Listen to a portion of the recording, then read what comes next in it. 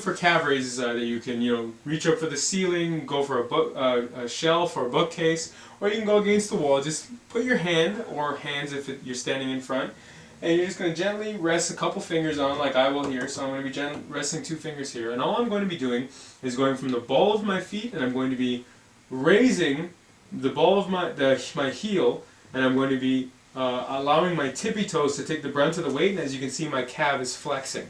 Alright, so I'm going to go up slowly, right, and we're going to do this 30 times. Now, the first 10 you can kind of do slowly, because that's really good to start toning, really good to start like working those muscles, and you should feel the balls of your calves right here really start to get a good workout right here.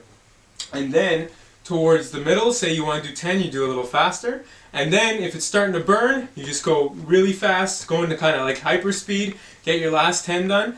But if you really, really want to feel the burn, you want to go up nice and slow, very slow, and do not let your heel touch the ground, and you're really going to get a fantastic burn. This is my interpretation of how to do a proper jumping jack. So what you're going to do is you're going to be standing in military mode, as I'd like to call it. You're going to have your feet straight down, basically as close as they can together. You're going to have your hands at your side, your back pulled back, and your chest forward. And what you're going to do is, as you raise your arms up like this, and you want to try and make them touch at the top, your legs are going to go from this close together position to about 3, 4, or even 5 feet apart when you look down. So if I'm just going to show you with my legs first, all I'd be doing, my hands are at my side, it's going to pop out. Okay, I popped out, and I'm at this point, I'm about 4.5 to 5 feet out. Okay, pop back in. That'll be my start position and my finish position per jumping jack. So now I'm going to add my arms. I'm going to go from the side here, and I'm just going to pop straight up like this, and I'm going to have my hands touch each other at the top. So I'm kind of making a triangle over here. Alright, so this is my start, this is my stop position, and then I'm going back. Alright, so this is what it'll look like when you're actually doing the jumping jack, okay? Now some people, finish up here or whatever. I actually like to get the full motion because I'll start working on my deltoids. You want to do this for 2 sets. You want to do this 20 to 30 times, completely up to you. So here we go, okay? So I'm in starting position here. Alright, now we're going to go 1, 2, 3, 4, 5, 6, 7, 8, 9, 10, and keep going. Alright, don't stop. Try to keep good form. And you're going to definitely feel it in your deltoids as well as your legs.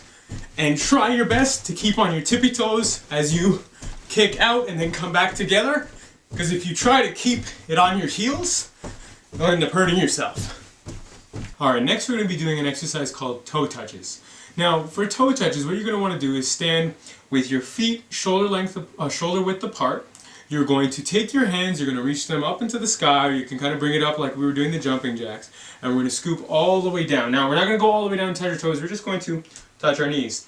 Now, we've bent our back over, so that means we're working on our back. We're going to get a good sweat on because we're going to do this multiple times. You're probably going to want to do this 20 times at 2 sets. Now, because we don't go down all our knees, because we're doing this multiple times, we don't want to hurt our hamstrings or the back of our legs back here. So we're going to touch our knees. Then we're going to go up again. Okay, I'm going to hit the roof here, so I apologize. Usually your arms are going to look something like this. I'm just going to go to the side, and I'm going to go down. When I go down, now my fingers are a little bit lower than my kneecaps. And then I'm going to go up, and then down again. And now maybe my palms are just below my kneecaps here. And then I'm going to go up, and then I'm going to go down.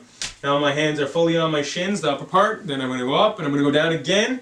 And you're going to keep doing that. You're going to keep going lower and lower, and it's again going to open up your back. You're going to get a deeper stretch, but you're also going to be working out at the same time. So you're kind of doing 2 things at once, which is really cool because your back is not worked out as much as it should be. It holds up your entire body. It does so many functions. And remember, there is a whole bunch of stuff moving along your spinal cord. You have to make sure you pay a lot of attention to your back, and you cherish and you care for your back. Alright, so what you're going to do, I'm going to show you the side view as well, is you're going to have, when I used to do karate and different forms of martial arts from back in the day, these are some of the forms that I learned, so, and you all can put that in the bottom, comments, critique, it's all good as well.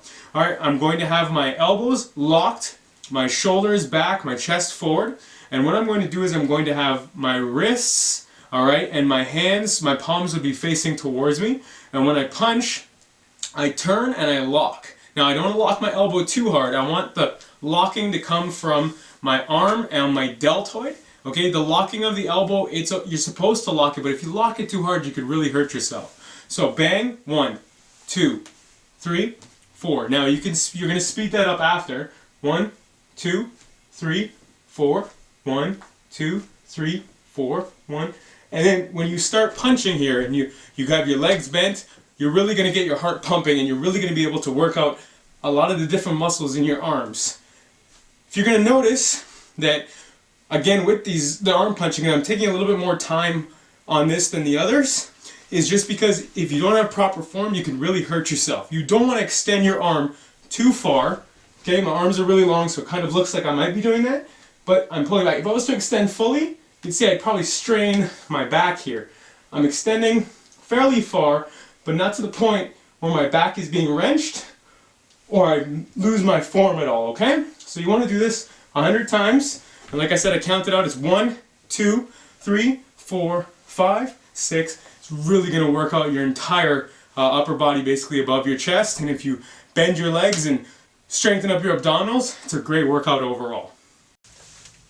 Oh yeah, and if you like what I'm doing, please tweet, tumble, like, share, thumbs up, plus, pin, or do whatever you do, and please subscribe.